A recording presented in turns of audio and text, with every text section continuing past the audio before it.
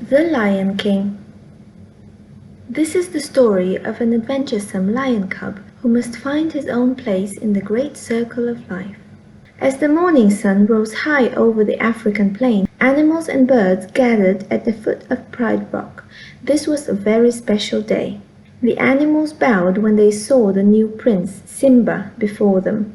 King Mufasa and Queen Sarabi watched as Rafiki, the wise baboon, presented their newborn son to the kingdom.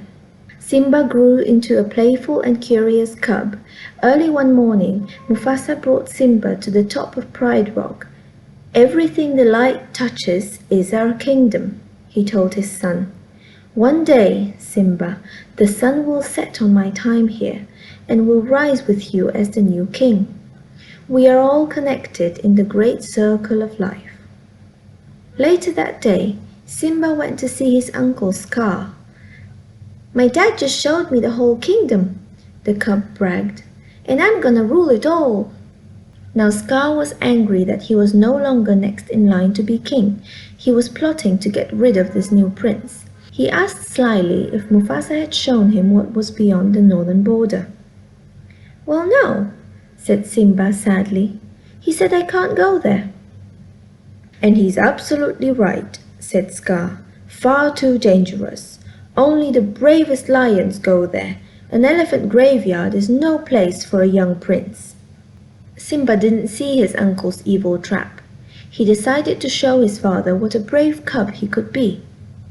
Simba set out to find his best friend Nala and go visit the elephant graveyard that very day. He had no idea that Scar had ordered 3 hyenas to go to the elephant graveyard too, to kill the new prince. Simba raced ahead across the plains, leading Nala to the forbidden place. Eventually they reached a pile of bones. "It's really creepy," said Nala.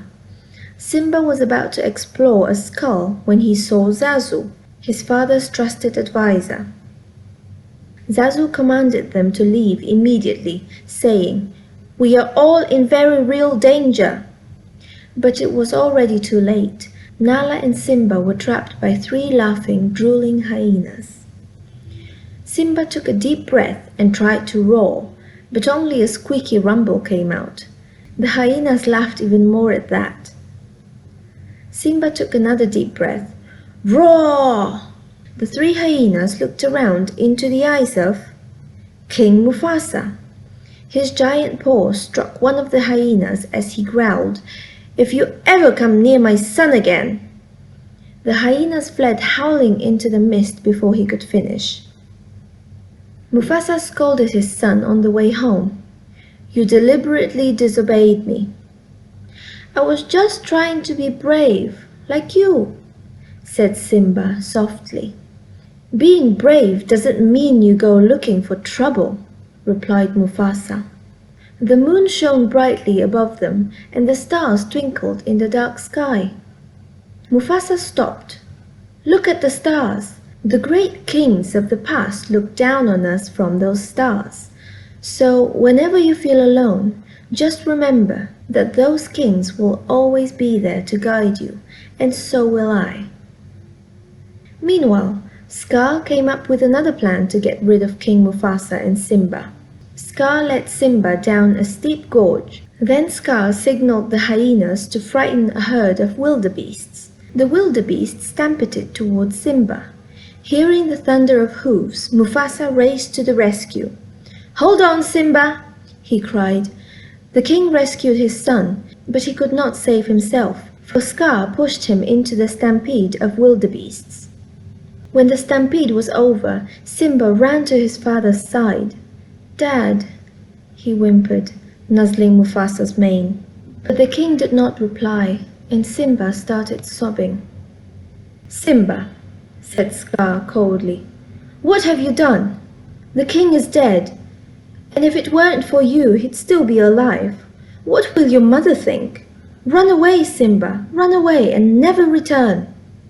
Heartbroken, poor Simba ran away as fast as he could. Scar was certain that Simba would never come back. He returned to take the royal throne at Pride Rock for himself. Meanwhile, Simba was far away from the Pride Lands. The ground turned dry and cracked beneath him. The hot sun beat down as vultures circled above his head.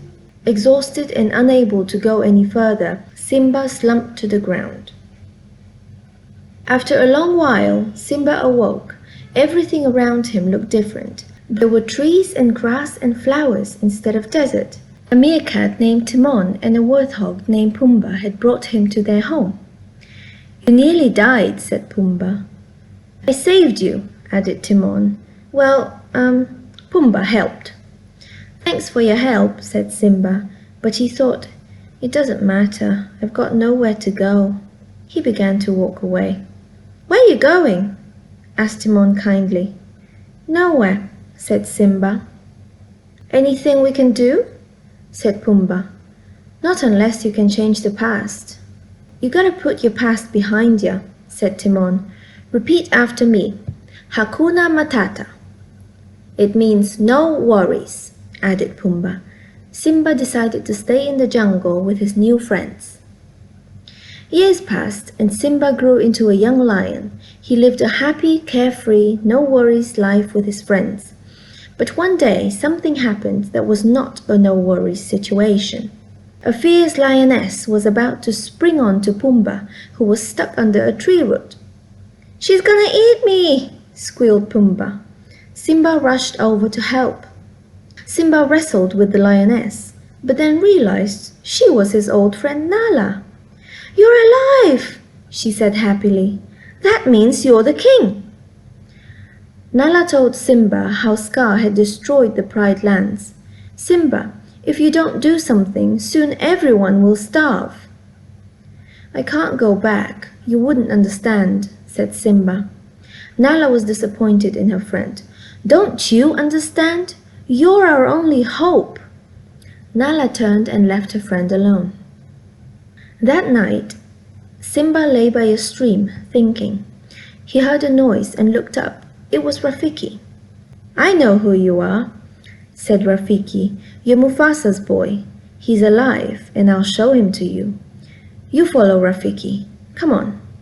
Simba followed Rafiki in wonder to the edge of the stream. As Simba looked into the water, his reflection changed shape and became his father's. He heard Mufasa's voice from the stars. "Simba, remember who you are. You are my son and the one true king." Then the reflection and Rafiki disappeared. "I am going back," decided Simba. Meanwhile, back at the Pride Lands, storm clouds had gathered and the lightning bolts scorched the earth. As the dry grasses caught fire, huge flames swept toward Pride Rock, and a lion appeared through the smoke. It was Simba. Scar lunged at Simba, determined to kill him just as he did Mufasa. Timon and Pumbaa joined in the fierce battle that followed, and the lionesses drove back the hyenas. Simba finally heaved Scar over a cliff. Scar landed to find himself surrounded by drooling hyenas. Simba was victorious. Simba took his rightful place as the Lion King, and once again the land flourished. One dawn, the animals and birds made their way again to the foot of Pride Rock. Rafiki picked up a tiny cub. He showed the new princess, the daughter of King Simba and Queen Nala, to the cheering crowd below. The circle of life would continue.